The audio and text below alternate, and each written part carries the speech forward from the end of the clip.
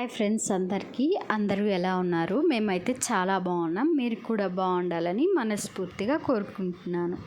ఈరోజు నేను చూపించబోయే రెసిపీ వచ్చేసి పచ్చి దోసకాయ పచ్చడి అనమాట. ఇది చాలా బాగుంటుంది. ఒకసారి మీరు కూడా ఇంట్లో తప్పకుండా ట్రై చేయండి. ఇది వేడి అన్నంలోకి కానీ సంగట్లోకి కానీ చాలా బాగుంటుంది టేస్ట్ అనేది.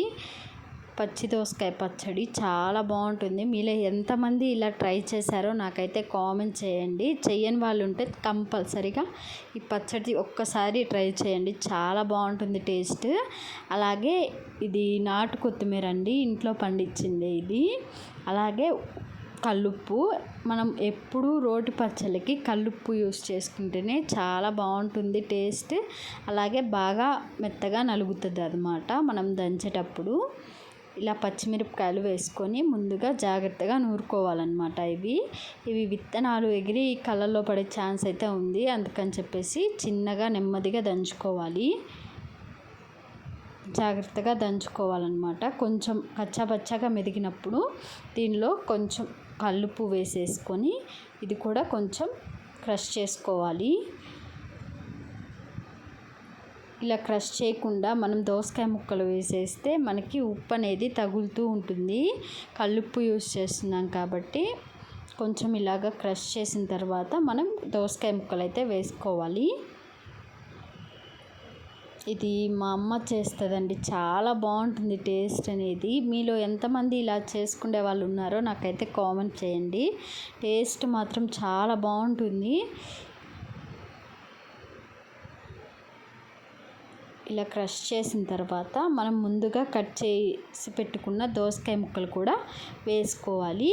మీరు విత్తనాలు ఉండేటట్లే చూసుకోండి. విత్తనాలు లేకపోతే టేస్ట్ అనేది అంత బాగోదు. విత్తనాలు ఉంటేనే ఈ పచ్చడికి చాలా బాగుంటుంది టేస్ట్.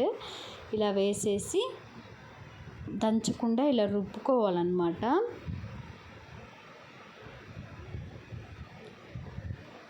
ఇది ఆ దోసకాయలో నుంచి వాటర్ అనేది వస్తుంది లైట్గా. మరి పచ్చడి అనేది బాగా మెత్తగా నలగాల్సిన అవసరం ఏం లేదు. జస్ట్ ముక్కలను అలా కలిపేసుకుంటే సరిపోతుంది. కాకపోతే కొంచెం అట్లా దంచుకుంటే చాలా బాగుంటుంది టేస్ట్ అనేది.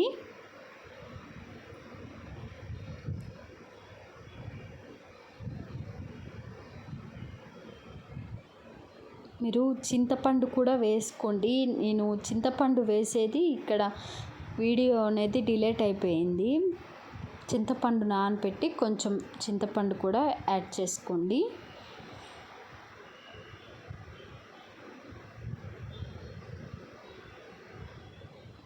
ఇలా దంచిన తర్వాత ఒక పెద్ద సైజు ఉల్లిపాయ ఇలా కట్ చేసుకొని వేసుకోవాలి. ఉల్లిపాయ వల్ల చాలా బాగుంటుంది టేస్ట్. మధ్యలో క్రిస్పీగా తగులుతా చాలా బాగుంటుంది టేస్ట్. మీకు ఉల్లిపాయ నచ్చినట్టయితే స్కిప్ చేసుకోవచ్చు, కానీ ఉల్లిపాయ వేస్తే చాలా బాగుంటుంది టేస్ట్ అనేది. అలాగే దీంట్లోకి కొత్తిమీర ఇలా కట్ చేసి పెట్టి వేసుకోవాలి. కొత్తిమీర ఫ్లేవర్ నచ్చకపోయినా స్కిప్ చేసుకోవచ్చు, నో ప్రాబ్లం. అయితే కొత్తిమీర వేస్తే గ్యాస్ అనేది లేకుండా మనకి చాలా బాగుంటుంది ఫ్లేవర్ అనేది. అందుకని చెప్పేసి కొత్తిమీర అయితే వేసుకున్నాను.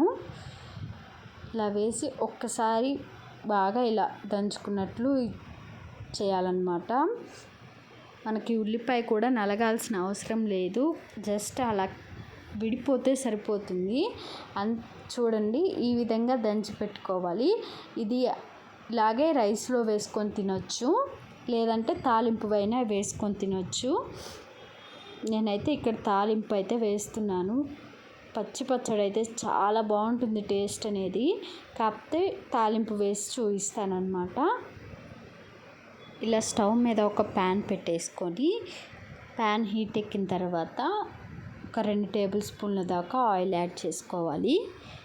ఆయిల్ హీట్ ఎక్కిన తర్వాత 2 ఎండుమిర్చి ఇలా తుంచి వేసుకోవాలి. అలాగే పోపు దినుసులు వేసుకోవాలి. 1 టేబుల్ స్పూన్ పోపు దినుసులు అయితే వేసుకోవాలి. ఇవి కొంచెం వేగాలి. వేగిన తర్వాత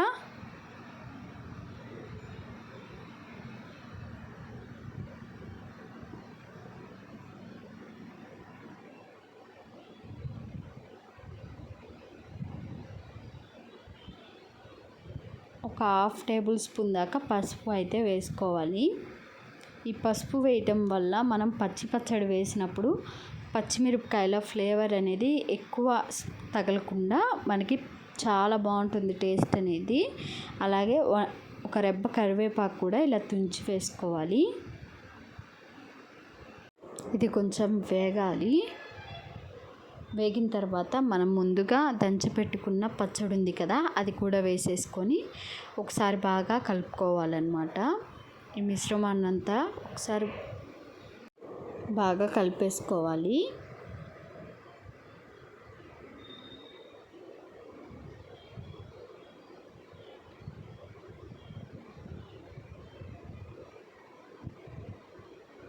ఇలా కొంచెం ఒక 5 నిమిషాల పాటు అలాగ మీడియం ఫ్లేమ్లో ఉంచేసి వేయించుకోవాలన్నమాట. ఈ పచ్చడిని ఇలా ఒకసారి మళ్ళీ మధ్య మధ్యలో కలుపుతూ వేయించుకుందాం.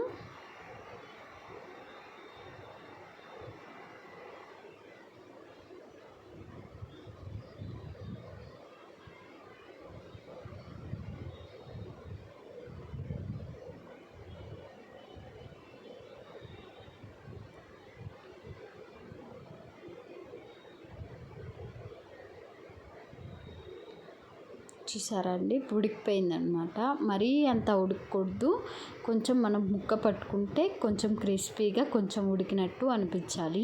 ఇంకా కుక్ అయితే సరిపోతుంది. మరీ ఎక్కువ కుక్ అయితే చేయొద్దు, మరీ ఇంకా దోసకాయ కూరలాగా ఉండిద్ది. కొంచెం మనకి ముక్క పట్టుకుంటే కొంచెం వేగినట్టు కొంచెం వేగనట్టు ఉండాలి. ఈ విధంగా ఉంటే మనకి దోసకాయ పచ్చడి అనేది రెడీ అయిపోతుంది. స్టవ్ ఆఫ్ చేసుకొని సర్వ్ చేసుకోవటమే.